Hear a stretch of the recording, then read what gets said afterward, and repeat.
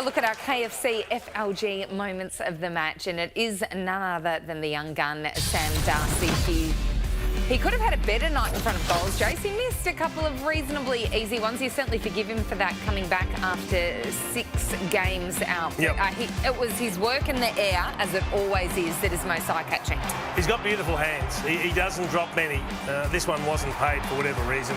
It's a clear mark before there was a late spoil, but he looked like he was going to mark everything that came his way. 9 marks amongst his 19 possessions, 3 goals too. He is just such a threat. But what impresses us, and Joe and I were talking about it during the game, it's his ability at ground level. Yeah. He doesn't fumble the ball, and he can turn onto his left foot and hit a target 50 metres away.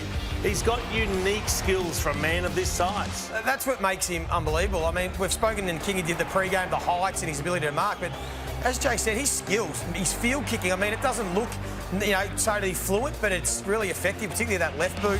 The ground level play in his hands were really sharp for a guy that had missed 8 weeks of footy. He didn't look rusty. I was impressed that he went into the ruck. I wasn't sure whether they would ruck him coming off the knee injury, but obviously he and the club felt confident, so he was able to get around and win 3 clearances also. But I mean, this is scary signs for the rest of the competition, that in his first game back, he was able to do this and look so imposing. 4 contested marks. It would have been 5 if they'd have paid the one that wasn't. I mean, a kick like that, it's a scary sign. I love the fact that they threw him into the ruck, because that means there was not even a skerrick of thought about coming back too early or trying to rush him back. He was genuinely ready to go and ready to take anything that was thrown at him. And so he's fully fit. Work rate too. He played reasonable minutes, and they certainly didn't put him in cotton wool. They threw him right out there. So. And he's only going to get better over the next 10 weeks. Super exciting for Doggies fans and also footy fans in general. David King is a big fan. What did you love about it tonight, Kingy? Well, pretty much what the boys have just touched on. I like the fact that those smalls knew where to crumb Chase and Joey, because they've had 21 ground ball gets in the forward 50 tonight. They haven't had that luxury for the last few weeks. And Aaron Norton's been caught in behind. What he does do, he draws a crowd. So when he draws this sort of crowd, you get 3 forwards forward of the ball inside your forward 50. The Saints know where it's going.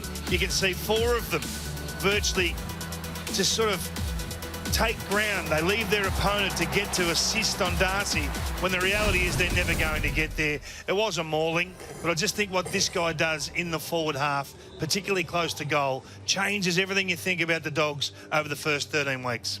Yeah, you're right, King. And the other thing we saw tonight was a couple of times a player would drop off and go to help Caminiti, who was playing on Darcy, which meant there were 3 options inside the attacking 50, and they found a couple of those. So it just creates so many opportunities. Well, that's going to happen. The meetings during the week about the Bulldogs now, you're going to be focusing on Sam Darcy. The conversations will be, as backline group, we need to roll off support. Because one-on-one, we're not going to be able to handle him, and that's what happens. The players over-invest in Darcy, and it opens up opportunities for others. Aaron Norton looked pleased that he was back. So 3 goals from Norton, and it just allowed him a little bit more opportunity, Joey. Yeah, well, it has. It's taken the pressure off him, let's be honest. And, I mean, he hasn't really thrived in being the #1 forward without Darcy. He's had some solid games, and he's had a few quiet ones. And even tonight, it wasn't like a great game, but to bob up and kick 3, as we said, more attention goes to Sam Darcy. He gets some better looks. He gets some one-on-one opportunities. All of a sudden, they're not double-teaming him. And to be honest, he's kicked 3 on Cal Wilkie, who coming into tonight was probably the All-Australian defender.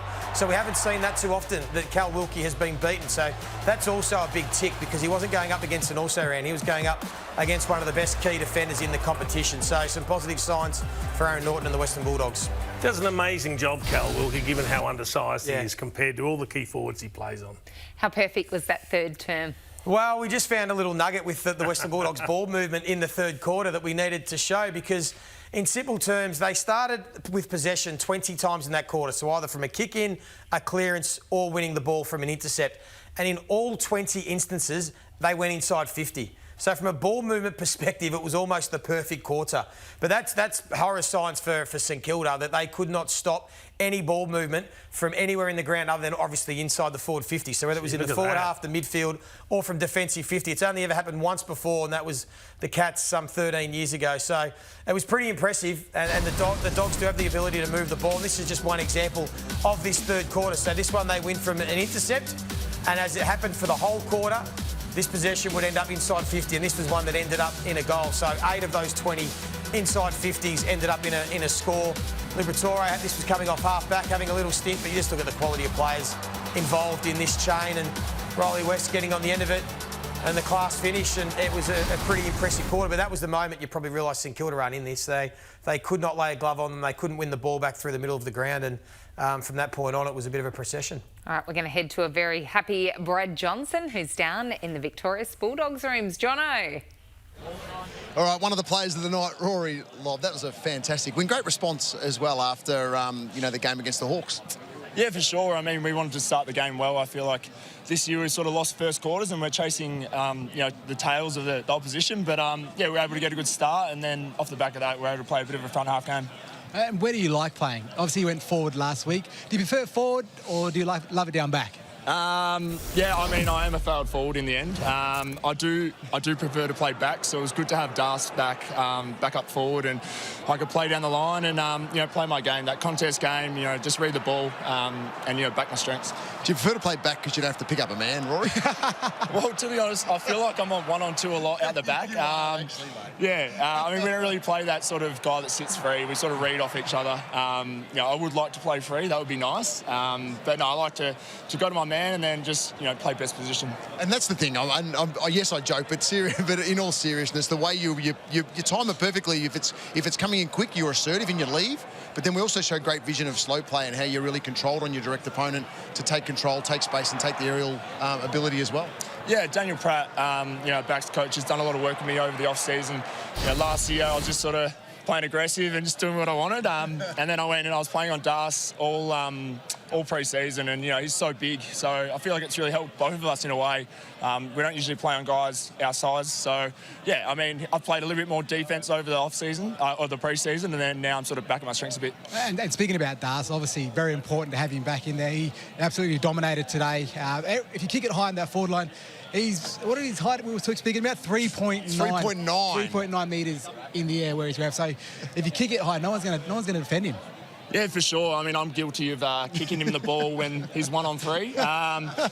I get a little bit drawn to him. I just love kicking it to him because it's just so funny. He just goes up with his go-go gadget arms. We got to work on being balanced with kicking it to him, because I feel like there's a lot of teams that are playing more numbers rolling to him. Did you hear the crowd in the last quarter? They were right behind you, Rory. The cheer squad's been on me since I've gone back. It's been very good. They're so supportive. We have some amazing fans, and I love getting around them.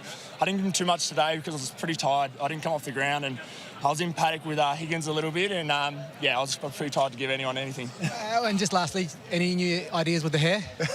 I've been informed by my partner Lexi that there's no more dyeing. I've got to get my hair brown and a decent length for our wedding, so no more dyeing of the hair. Sorry, all the fans, all the Bulldogs fans. They're all asking me to do different things, but I'm done. It's all for a good cause, mate, and a fantastic win tonight as well. Congratulations on a great effort. So, thanks, guys. Well done. Cheers.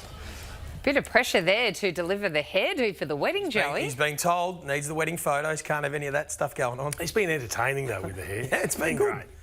Kids love it, don't they? Yep. Something to look at. All right, Ed Richards is having a marvellous season at the moment, the number 1 ranked player in the comp. Yeah, the number 1 rated player in the competition. He's flying. And just again, it wasn't probably a game that jumped off the TV screen at you, but when you look at it, the impact is incredible. So he's had game-high contested possessions, clearances, score involvements, inside 50s, and the second most tackles to go with his 24 disposals and a goal. So this guy just continues to deliver week in, week out in a really even team performance. Just everything he does turns to gold, and that's why he's the highest rated player in the competition, and why Kingy calls him the Red Diamond, is it? He was fabulous. The Red Diamond was brilliant tonight. Kingy, have you got a fancy nickname for Joel Frazier? No, I haven't. But I'll tell you what, I like what they've done with this guy. Joey, they've played in midfield and then at half-back over the last few weeks. And Libba and Joel sort of alternate those roles. This young fella from Horsham via Ballarat, I just have a look at his influence on the game. He's one of those guys that can have, 15 to 20-odd disposals, but everything he does has a touch of class about it. He just kicks to the favoured side of his forwards. He had 21 disposals at pretty much 100% tonight, 6 score involvements. He went to half-back and had 5 intercept possessions. I just think he's another tool that Luke Beveridge likes to throw around a little bit. I'm not sure with the inclusion of Kennedy where that leaves Libba, and that's a conversation for another day, but this guy can play anywhere, and Bevo loves him. Yeah, it's a great conversation because I was worried the last couple of weeks he'd played more in defence and I thought, oh, maybe he's going to lose that spot in the midfield rotations because of Treloar coming back in and everyone being fit and healthy. But tonight, Bevo went and put him in there a bit more and he showed his class. And I just wonder whether he prioritises, as King said, Joel Fraser over maybe a couple of the more experienced Bulldogs because he does have a touch of class.